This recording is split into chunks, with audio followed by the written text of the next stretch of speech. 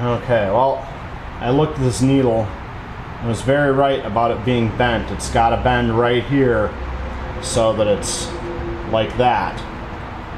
So I'm gonna throw that out. But the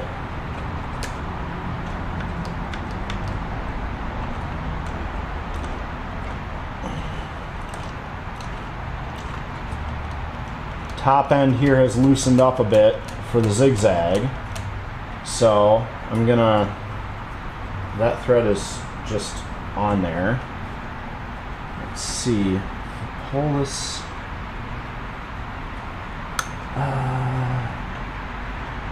there we go. I was gonna say, I think this is one of the ones where you just rotate it to get it to come off of there. Yeah. So the spring is down below, and then the cover rotates off. And the bottom of this cover, this machine's been used hard, and nobody thought to pop this cover out and look at it. See that big wad of grime and oily lint that was on top underneath the bobbin cover there? So the lift and release on the needle plate is good. Oh, somebody's been checking that and cleaning under here a little bit. There's a teeny bit of grime in the race where the bobbin runs, but not as much as on the back side of this cover plate was. So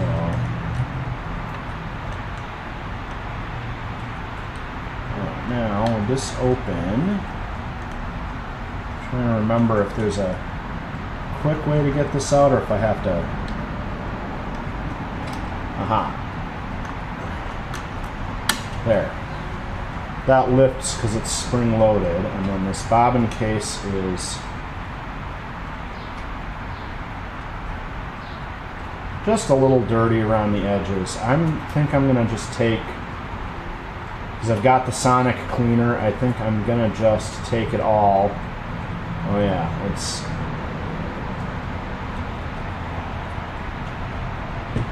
nubbin of lint in there. I'm just going to take all these parts in on the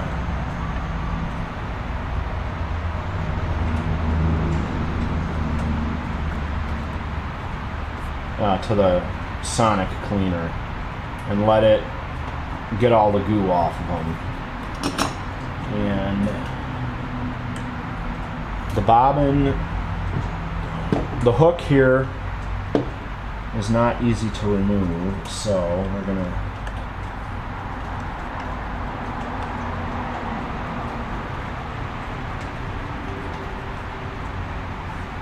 give that a really good brush in here.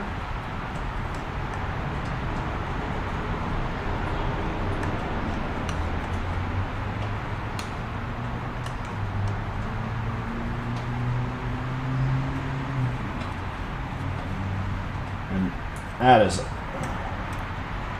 a lot of lint in there. Clearly, this machine did not get cleaned recently. I am going to look into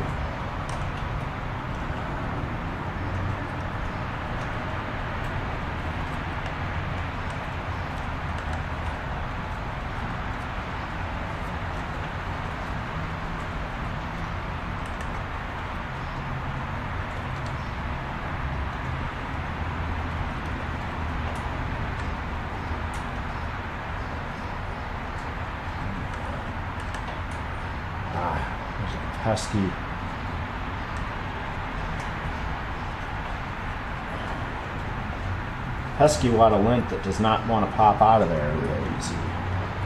There we go.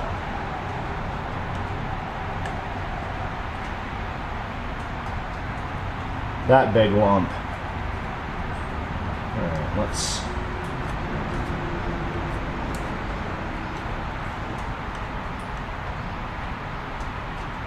and I'm looking for in the hook there. Alright.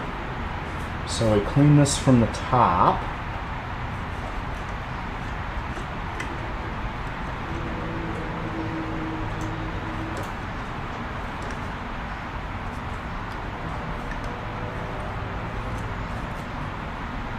We got all this lint that we could find from the top. So I'll be able to lay this on its back and take a look inside it here.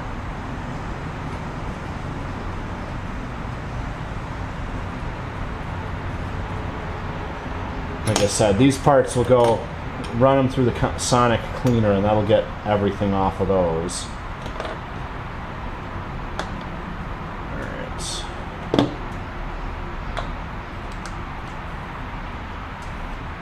Alright. Need to grab a clean rag and wipe this machine off too, but it seems to be loosening up pretty nicely, and it'll just need a winder tire there. But we'll lay this on its back here and pop the bottom cover off.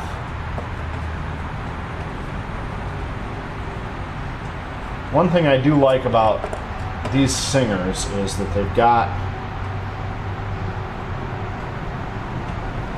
the base is real nice to take them out of cabinets and just work on them, and also to use them. They don't rely on, you know, they've got the bottom totally encased, so even if you can't use it, you know, you don't have to worry about getting anything stuck in the bottom here. This stud should remain in the machine when you undo that, do this thumb screw cover. So I took that out and screwed it back in with the screwdriver. And then this oil pad here, that's just for when you over oil it, to soak the oil up so it doesn't end up running down through the machine or through the cabinet onto the ground.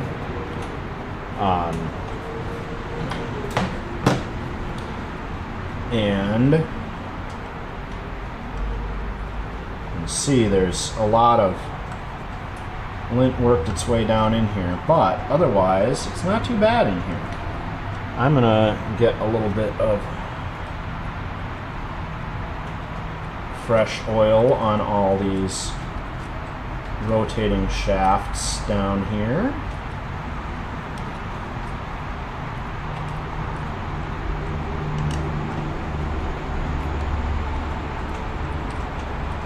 All these rocker shafts for the for the drive on the feed dogs. I'm gonna get a little fresh oil on those.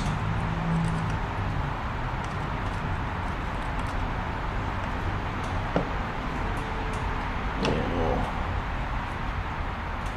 we'll brush a little bit.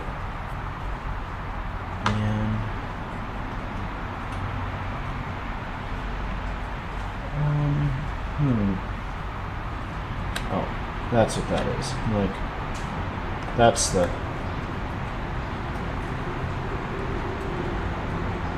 plate hold down bar. Okay.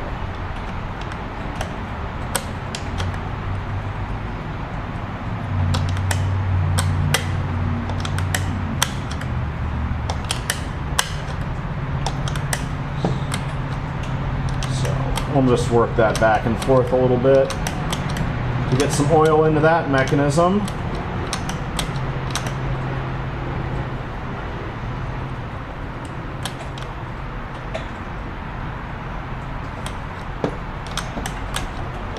There we go.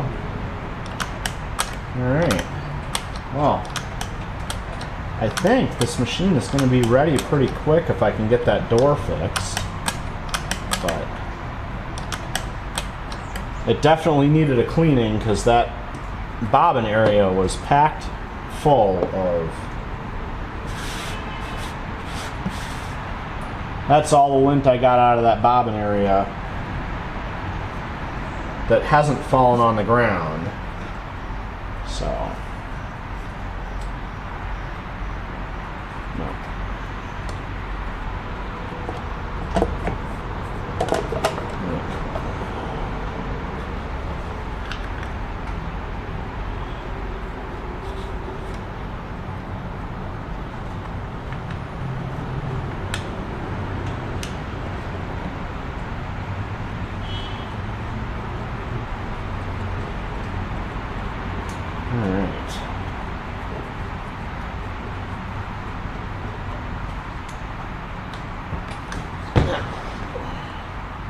So the hard part is going to be this cover. So the top is broken, and the bottom hinge, there's a pin that's missing from in here. And I think it's broken off because the top has a pin that looks a little broken off too. So I'm going to have to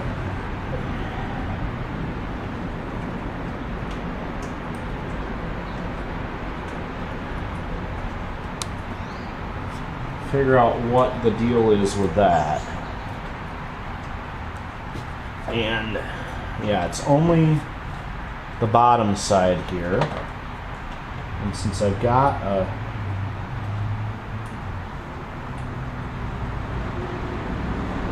needle, you know, I think what I'm going to do is, so this pin is supposed to be taller, and that pin, I don't know how that pin works exactly.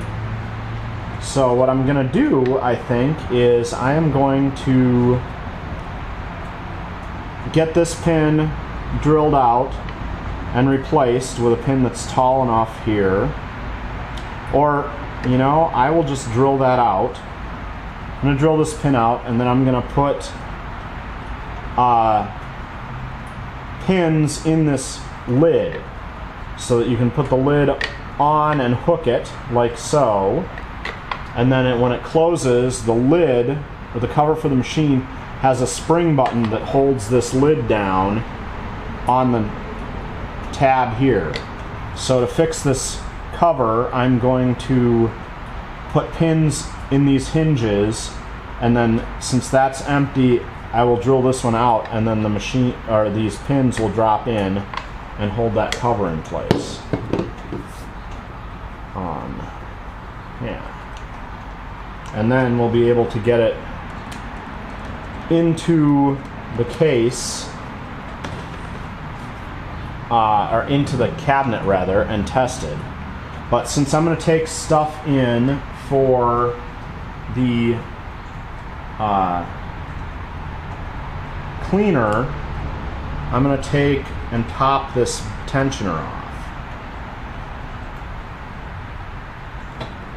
Which I think, find a screwdriver that's just right to get in there.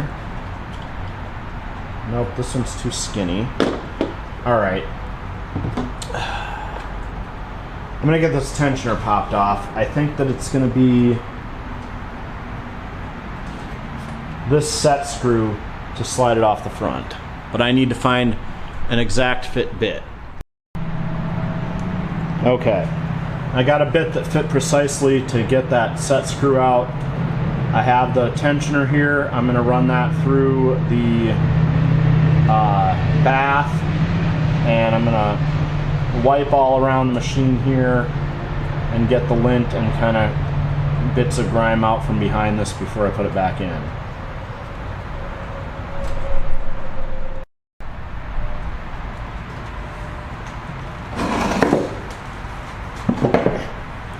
Alright, well, my lighting's gone down, but I discovered that pin sitting in the top of the front of the 301 was actually a pin that's supposed to be stuck in the top of the hinge here, and it had fallen down in the hole because I gave it a little tug up and it came out.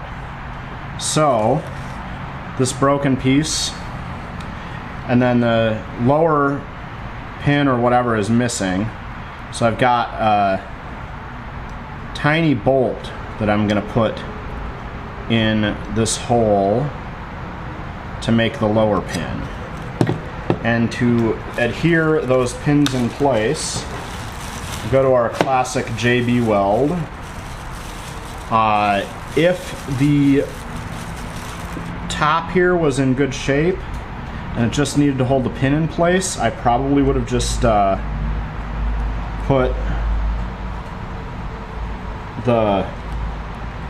put some super glue in it, but because it's not a high stress location, but since I've got to build up around the part there, I'm gonna use JB Weld because it's a very good structural epoxy. And to apply it, I'm gonna take the cotton off of this plastic Q-tip swab.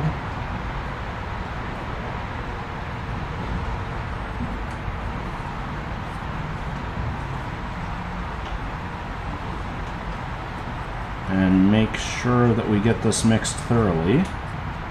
And of course, it's a gray day out and rainy out, and my filming lights, I forgot to charge them, so I got some filming done with my lights, and now I don't have them for some of this work.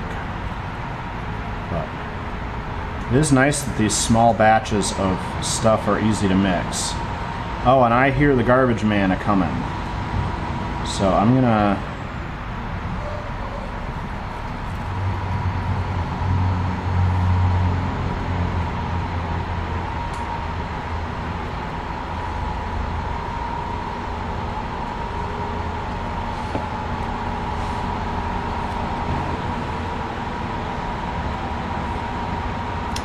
Oh, and I got too much in there already.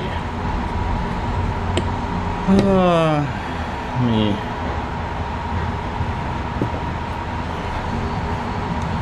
gonna shut this off while the garbage thunders by and focus on this repair.